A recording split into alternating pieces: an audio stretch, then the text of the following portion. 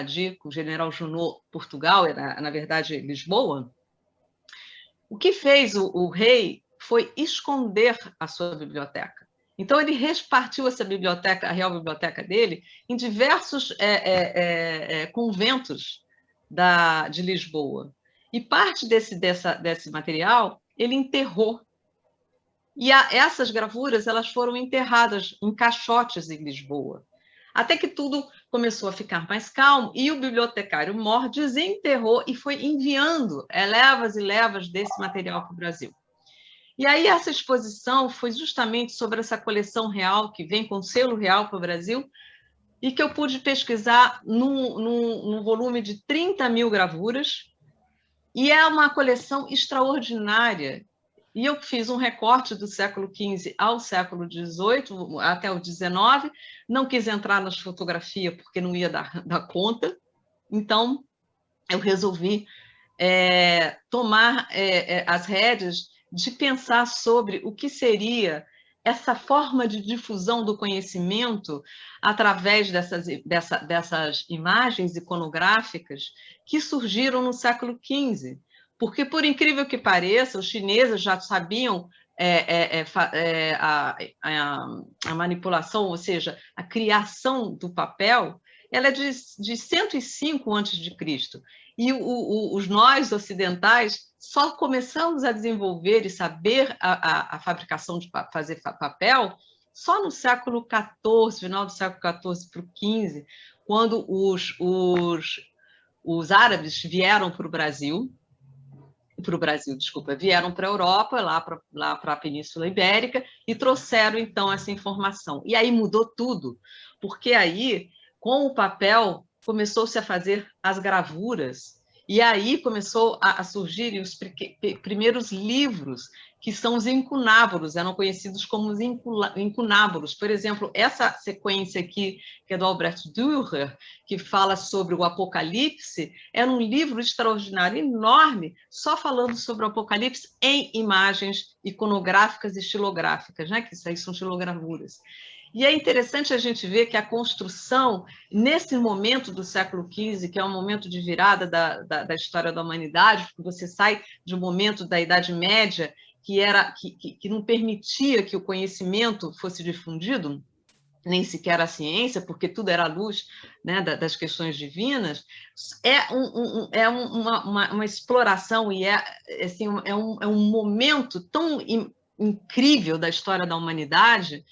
E aí você começa a ter essa difusão do conhecimento todo através dessas estampas que eles chamavam. E essas estampas não eram para ficar... Claro que você começava a desenvolver coleções, né, dos gabinetes de curiosidades, as primeiras universidades, elas todas detinham coleções, não só coleções né, da história natural, mas coleções também de estampas. E os reis de Portugal, eles eram uns grandes colecionadores, mesmo. E não é à toa que eles descobriram o Brasil, porque eles tinham uma cartografia do mundo inteiro, eles tinham coleção de estampas, eles eram atualizadíssimos com relação à difusão do conhecimento. E aí vocês estão vendo a exposição Mestres da Gravura, que foi um recorte que eu fiz nessa coleção, e eu fiz esse recorte por escolas de gravadores.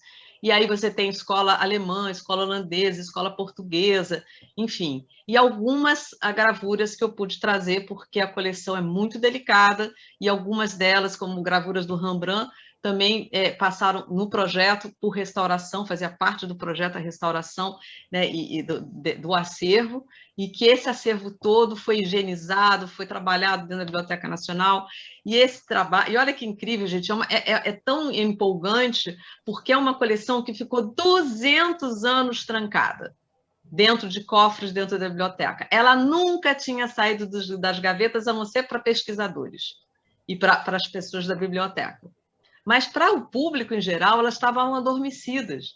E quando elas vieram à tona, foi um momento muito incrível, porque o primeiro dia da exposição já pronta, os guardas noturnos eles ficaram assustados, porque eles vieram contar que escutavam vozes no salão. Imagina esses gravadores, sei lá como, 200 anos fechados dentro desses caixotes e, de repente, saírem à tona. Foi uma coisa interessante o relato desses caras que cuidavam, né? E até um ou outro falou que eu não queria mais ficar na exposição, porque era um falatório sem parar, entendeu? As pessoas sensíveis, talvez. Então, é muito mais além do que a gente pode imaginar, né? E aí eu trouxe para vocês, muito rapidamente, que tem muito assunto, para a gente debater umas poucas gravuras. Essa, por exemplo, é uma gravura desse extraordinário Albrecht Dürer, é um gravador, pintor renascentista, e essa gravura, olha só, é feita em 1504, e a gente tinha 4 anos de bebezinho descoberto o Brasil, e ele já estava fazendo essa obra extraordinária, né, feita buril. E quando a gente olha essa imagem, a gente, de cara, a gente identifica que isso seria Adão e Eva, né? Mas olha que interessante, o Adão e Eva, pela primeira vez na história da arte, ele não está simplesmente Adão e Eva no paraíso qualquer. Adão e Eva está envolto a esse... Primeiro que Adão e Eva, a proporção do corpo de Adão e Eva não é mais uma proporção anterior à proporção da relação divina com o humano. Aqui são as proporções do corpo humano com as medidas da Áureas, com exatamente as proporções humanas como elas são vistas a partir do Renascimento, quando a gente, o mundo se torna de novo o olhar para o próprio homem, já não é mais Deus o significado de tudo. E numa gravura dessa tão simbólica religiosamente, ela traz o seu conteúdo, o conteúdo de fato humanístico dentro dessa gravura, né? Então a gente pode ver aí o Adão e Eva, eles foram inspirados na escultura do Apolo de Belvedere e na Vênus de Milos, né, da Antiguidade Clássica. E é interessante a gente ver essas figuras, e vocês vão vendo, se vocês realmente pararem, vocês vão ver alguns animais aí. Você tem um papagaio aí na parte superior da gravura, você tem um alce caminhando aí atrás das árvores, você encontra um boi ali dormindo, e mais aqui embaixo você ainda vê um gato, um coelho, um rato, e lá em cima tem uma cabra. E todas essas... E aqui, obviamente, tem a serpente, e aqui Adão está segurando esse ramo. Tudo isso tem um significado. Essa é uma gravura alegórica, simbólica, né? Então, a gente pode pensar aí sobre algumas coisas, né? Por exemplo, o ramo que ele está segurando, ele é o ramo da vida. A serpente, obviamente, ela já tem, todo mundo já sabe que ela é a personificação do pecado. Mas esses animais que se encontram aí embaixo, né? Também eles têm algum significado, que é o temperamento humano, né? O alce ele representa a melancolia, o boi representa o temperamento fleumático, o coelho representa o temperamento sanguíneo, o gato representa o temperamento colérico. Então, é claro que quando a gente se debruça, como eu falei, nas camadas, a gente entende esse universo, a gente se aproxima muito mais do que apenas na superfície do que está sendo mostrado.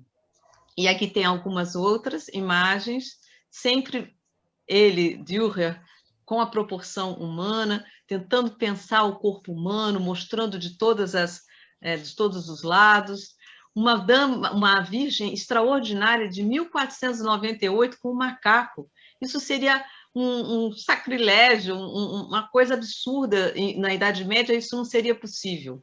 E só a partir desse momento você pode ter o menino Jesus inserido nesse contexto natural, com a sua própria mãe aqui diante do macaco.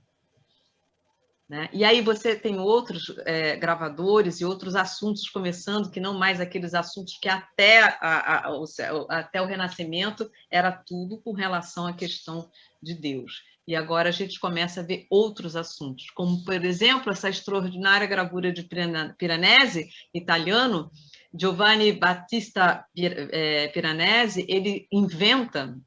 ele cria essas gravuras que se chama Castri dell'Invenzione, já, obviamente, um pouco avançado no tempo, em 1750, e é extraordinária a capacidade dele, de imaginativa, de encontrar o que seria esse cárcere, esses lugares, essas escadas que não tem onde chegam, não tem onde vão, aonde você sai, aonde você entra. Isso é uma obra absolutamente extraordinária, feita em gravura. Isso é um livro dessa grossura, O Cárcere di Vincennes. E a gente vai vendo que o Piranesi, ele é um artista absolutamente genial para a época dele, ele é arqueólogo, ele é cenógrafo, ele é um arquiteto, é incrível o trabalho dele, né? E aí você vai vendo que ele vai propondo essas estruturas fantásticas num espaço fantástico, experimental, labiríntico, né?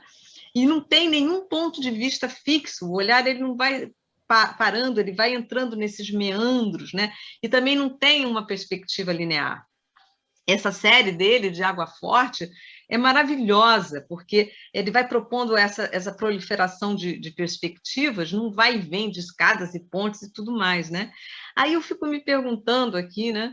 Que é interessante, porque ele inventa né? Ele fala sobre a invenção do cárcere, mas, na verdade, ele está falando de que cárcere? É o cárcere, um cárcere? Que cárcere é esse? Né? Talvez seria o cárcere humano, da mente humana. Talvez ele estivesse falando da gente, não estivesse falando da questão arquitetônica nesse momento. Né? E aí você tem aqui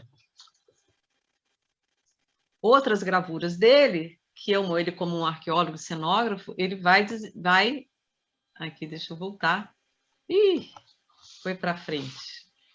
Olha aí, ele vai criando esses cenários arquitetônicos com essas figuras diminutas que o ser humano acaba sendo um esboço. A arquitetura para ele, ou seja, essa invenção do homem, essa capacidade criativa do homem vale mais do que o próprio homem que está lá nessas gravuras de forma diminuta. E um outro que eu trouxe é da coleção holandesa, obviamente Rembrandt, que está na coleção da Biblioteca Nacional, é o mestre do claro-escuro, né? E a gente vê a capacidade extraordinária dele de fazer isso que a gente está vendo aqui, que é pegar uma gravura e fazer, parece com Rembrandt, como se ele tivesse uma caneta esferográfica. Né? E, na verdade, ele tinha uma liberdade como um artista dessa época, né? Ele é de 1606, e vocês podem imaginar, né? E ele tem um estilo espontâneo, livre, completamente livre para a época dele.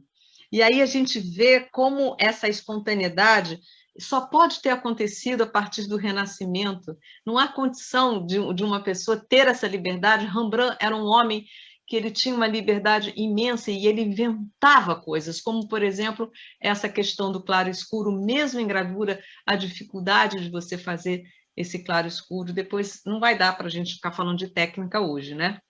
Mas a gente está falando aí da capacidade da gente de enxergar, que é o que eu me propus fazer desde o início.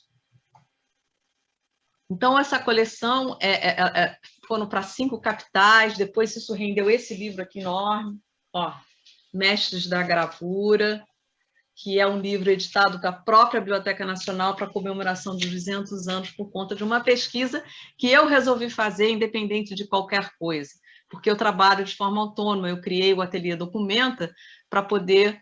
Eu sabia desde sempre que eu não ia conseguir me inserir num contexto que me aprisionasse, né, fazendo um trabalho só, porque eu tenho uma mente muito veloz e muito curiosa. Então, eu procurei criar a minha autonomia para fazer as coisas que eu gostava na vida. Por isso que eu pude fazer esses projetos todos até hoje, né?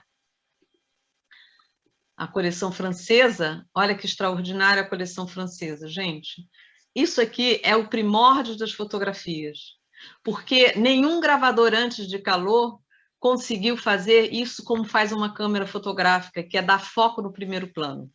Foco no primeiro plano e ele vai distorcendo tudo. Essas gravuras são desse tamaninho e são da guerra, sobre a guerra, as misérias da guerra de 1633, francês. E aí tem todo tipo de tortura. E ele vai e ele consegue passar para a gente essa cena. É como se a gente tivesse lá um fotógrafo que foi lá na cena e fotografou o que estava acontecendo. Ele ia lá no campo, ele ia mesmo e ele fazia já os desenhos e depois ele ia, voltava e gravava.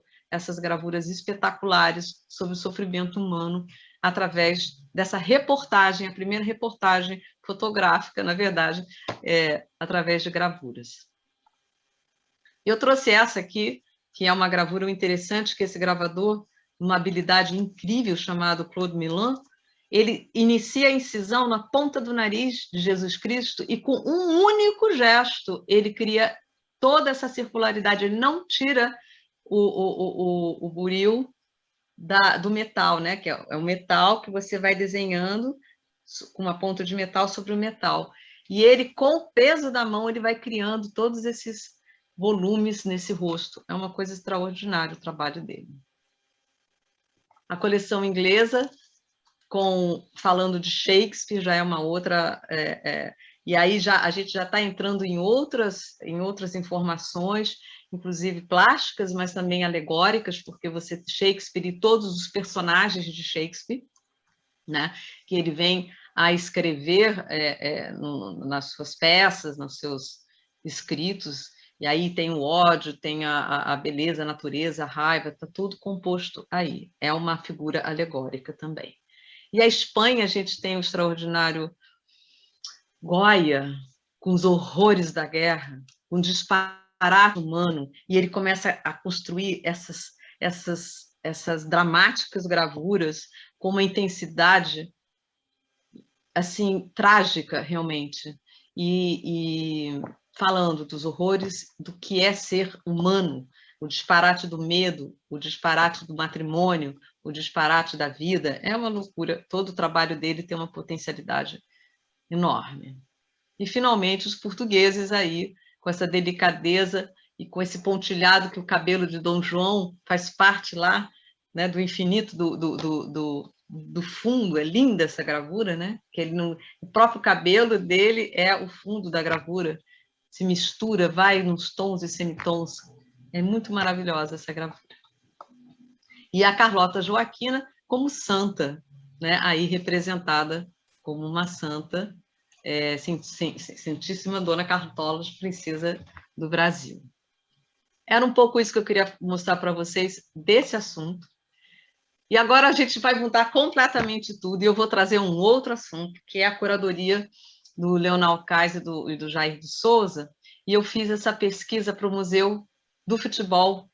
É um museu totalmente imagético, é um museu que vem falar sobre a história do futebol, mas que abrange política, cultura e tudo mais. E olha só onde eu fui parar. Das gravuras, eu fui parar num mundo de fotografias.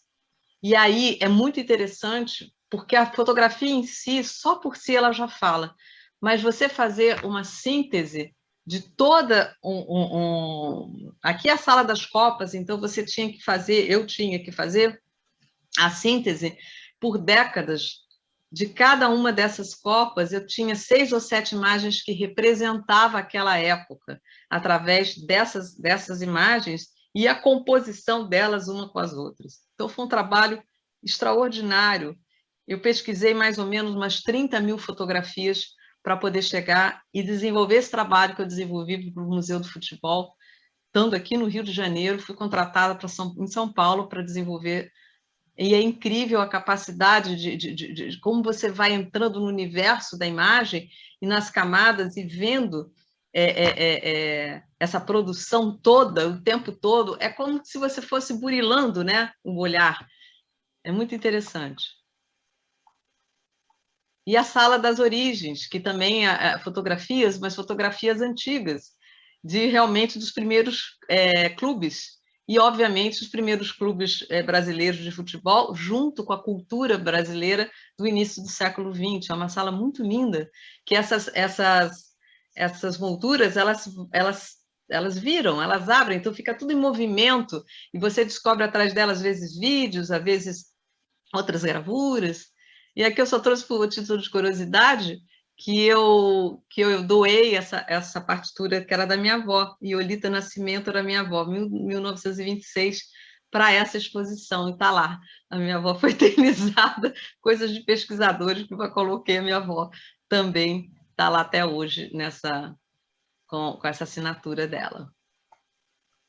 É um campo maravilhoso. E eu também, no Museu do Futebol, não só fotografias, mas também todo o aparato de iconográfico mesmo, de produção de flâmulas, tudo que você está vendo aí, né, de anúncios sobre futebol nesses últimos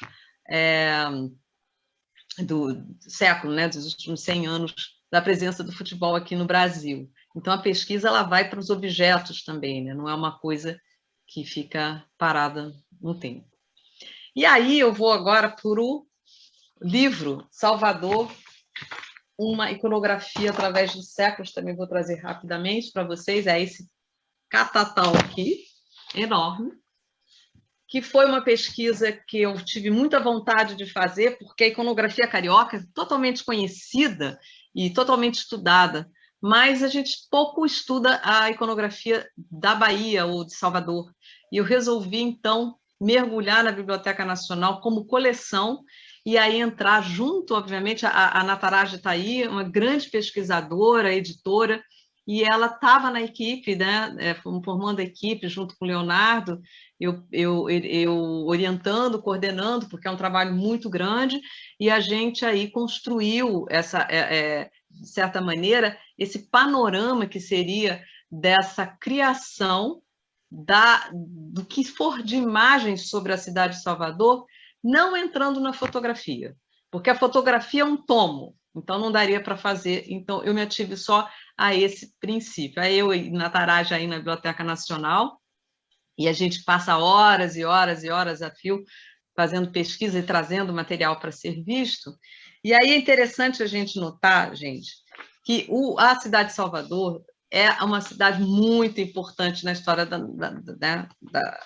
das Américas, porque ela foi o centro, o rei, na verdade, o centro do domínio português no Brasil durante muito tempo. Até 1763 ela tinha essa importância enorme.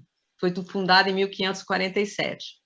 E aí as representações sobre o Brasil nessa época, eles eram ainda representações um pouco alegóricas. Você vê essa carta náutica de 1547, representando todo esse litoral que já bem conhecido, e ao mesmo tempo com essas figuras, é uma coisa extraordinária, né?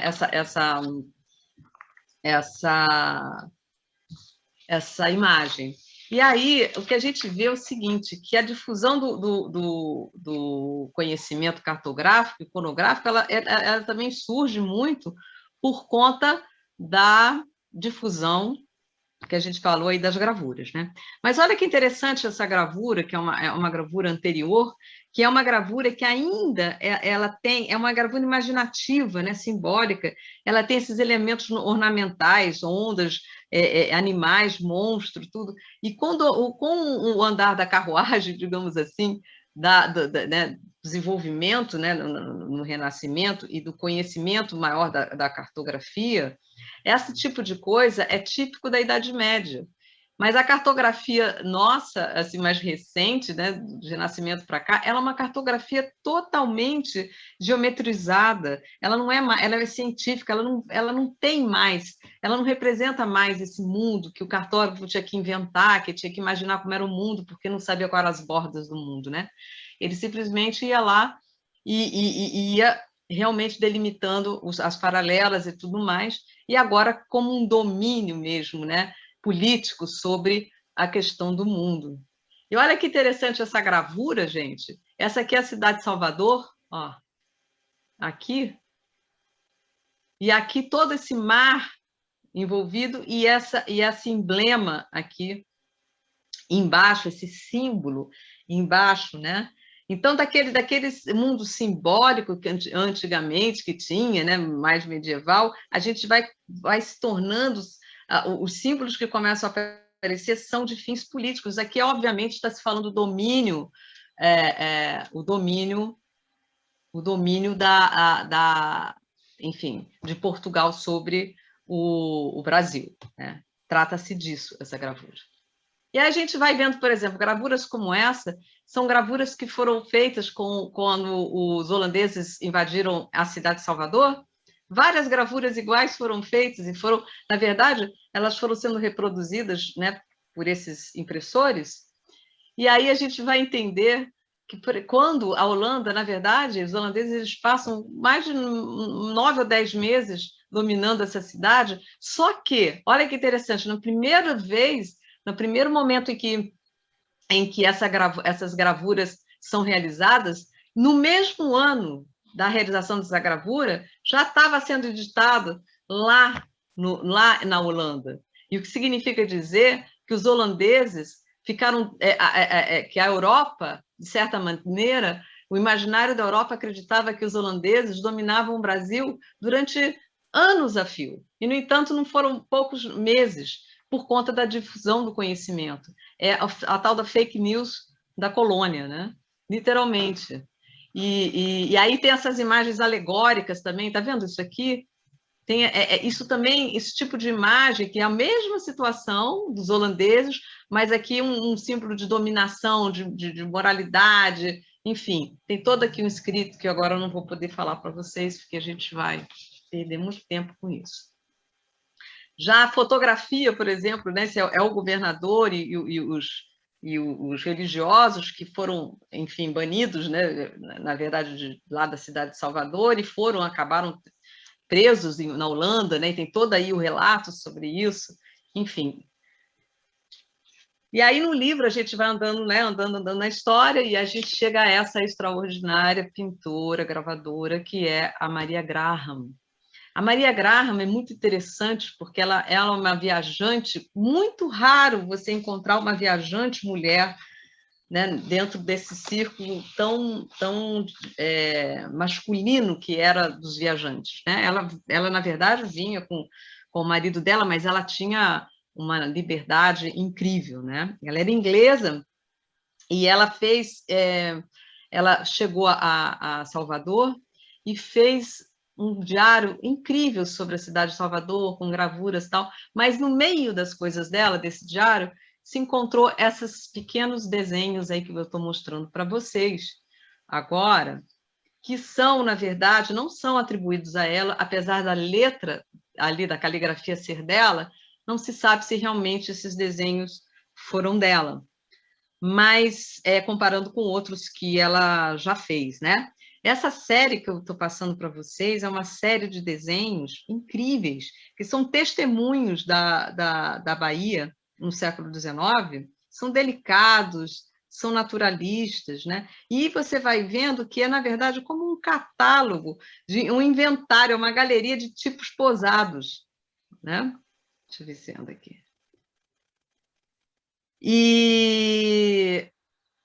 E aí você vai vendo que esses tipos eles vão sendo definidos pelas suas funções sociais, que são atribuídos na legenda. É o carregador de lata, a mulher que carrega os biscoitos, vendedora de biscoitos e não sei o que mais.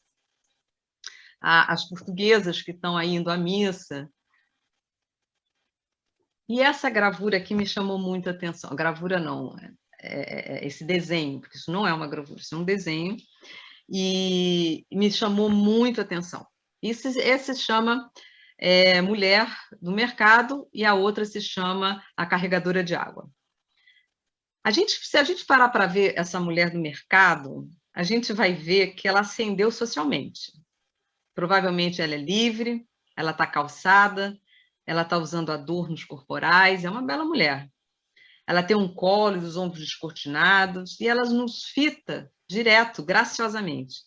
E ela é bem diferente da carregadora de água, que é desenhada de lado, sem identidade, seu rosto está coberto pelo pote de cerâmica, pelo seu braço, os pés estão descalços, a sua blusa está pendendo na cintura, ela está seminua, sem dignidade alguma, destituída de sua feminilidade, ela é uma escrava.